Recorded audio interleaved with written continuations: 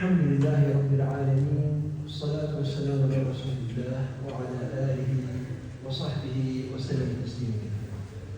من الله شدوي فاشية بشديد من شكر profetit Muhammed sallallahu alaihi wasallam, në shokët e tij, familjen e tij dhe mbi këtë shërbëtorë e tij deri në gjithë. Vëllezër dhe motra, jemi në muajin e Kuranit, sepse ky libër që ne lexojmë në namazet tona dhe bashkë gjatë ditës në rrugën e mushafit është zbritur në këtë muaj. Dhe ka qenë porosi e selefëve tanë të mirë, të parëve tanë të mirë, që të qëndrojnë me këtë libër gjatë netëve dhe ditëve të Ramazanit. Të qëndrosh me librin e Allahut është sikur të qëndrosh me Allahun e Madhëruar. Me Allahun e Madhëruar, ose Allahun e Madhëruar është e pamundur ta shohësh këtë dynjan. Ama qëndrosh në fjalën e tij është sikur të qëndrosh me të. Profetët e Allahut e shijonin shumë fjalën e Allahut.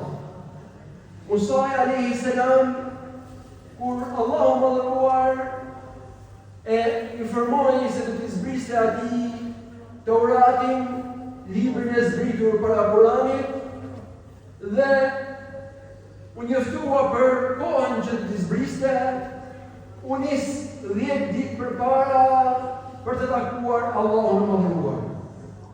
Dhe kur e pyeti Allahun e Madhëruar se pse nxitove, tha: "Wa ajiltu ilayka rabbi litarda."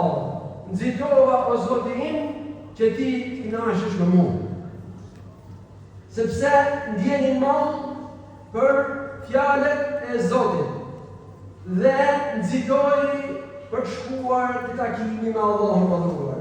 Prandaj të qëndrosh me fjalën e Allahut është sikur të qëndrosh me të.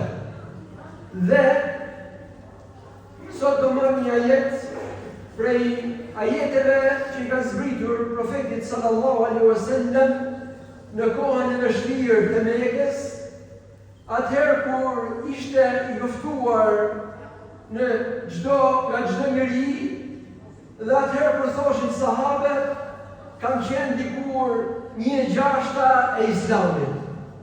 1/6 e Islamit. Çfarë do thotë 1/6? Gjithë çfarë kishin musliman ishin gjatë veta. Dhe ky njeri prej tyre. Nëse sot falesh në vend dhe nga majta e djasta jote ke njerëz, siç ke edhe para dhe mbrapa, atëherë ai thoshte kam qenë njëri prej 6 vetave. Dhe në këtë ajet, i cili është në surën Mulk, thot Allahu Madhëruar për na dhënë një shembull: "Afaman yamshi mukibban ala wajhihi ahda, amman yamshi sawiyan ala siratin mustaqim." Thot Allahu Madhëruar, ai i cili ecën në fytyrë për tokë është i udhëzuar, apo ai i cili ecën në kurrizin drejt dhe është në rrugën e drejtë. Në këtë jetë në është marrë shembulli i mohuesit, i cili, si thot Allahu Madhëruar, ecën në fytyrë për tokë, dhe shembulli i besimtarit që ecën në kurrizin drejt dhe është në rrugën e drejtë. Por pse thot Allahu Madhëruar për mohuesin ecën në fytyrë për tokë? Çdo të thot ky përshkrim ecën në fytyrë për tokë. Në fytyrë për tokë, ai që ecën në fytyrë për tokë ka dy gjëra. E para prej tyre është gjithmonë dilemë. Sepse në momentin që ecën në fytyrë për tokë, do shoh gjurmë që kanë lënë ata që ishin para tij. Dhe duke qenë se ka fytyrën për tokë, do shoh të gjurmë ama shef fundin e tyre. Dhe kështu jetë gjithmonë dilemë se çfarë të zgjedh për tyre. Ata që ecin djathtas, apo majtas, apo para, do ketë një të gjellë mbrapa, gjurmë të shumta, që kanë lënë ata që kanë qenë paralesh. Ama pozicioni I tij me fly për tokë nuk ja mundson të shohë se po çon të gjurmë. Gjithmonë do jetë dilemë, do sjell mirën për tyre në fund fare, ama do jetë dilemë se a ka qenë zgjedhja e tij e saktë apo jo? A do të çojmë të gjurmë? Aty ku do ai apo jo?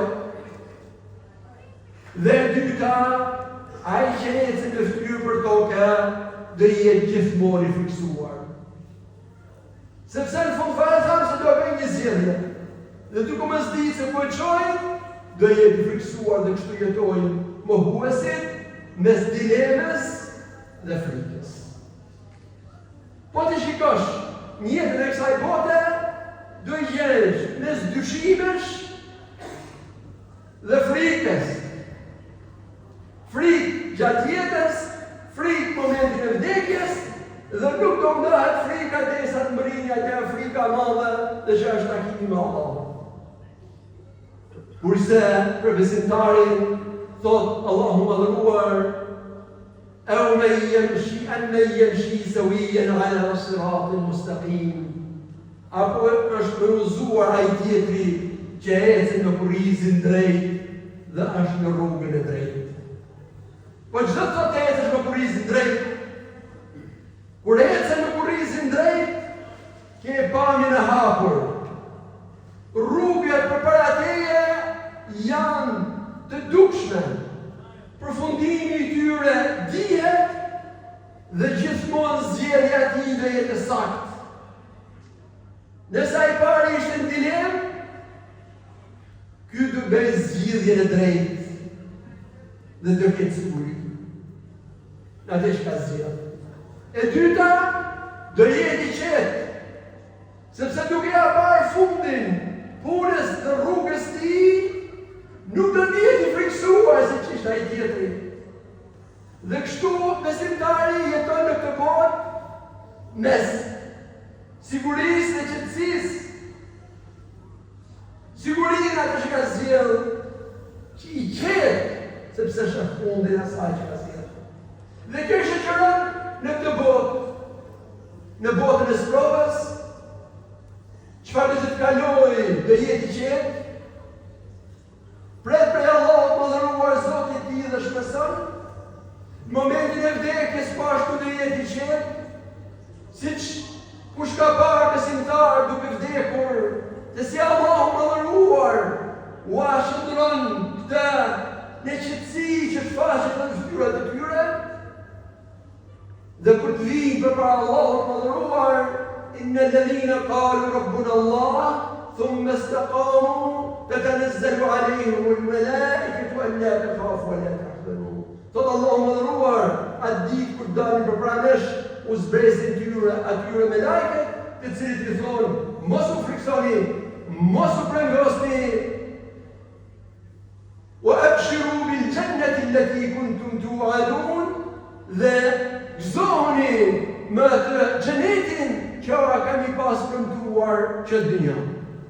Dhe kështu, Allahu madhëruar në këtë ajet I tregon profetit sallallahu alaihi wasallam dhe neve gjithashtu se çdo të thotë ti jesh në grupin e mohuesve dhe çdo të thotë ti jesh në grupin tjetër që nëse Allahu madhëruar na bëjnë ti jenë gjithmonë në grupin e besimtarëve dhe me ta dhe në mbuloj me qetësinë dhe sigurinë e tij.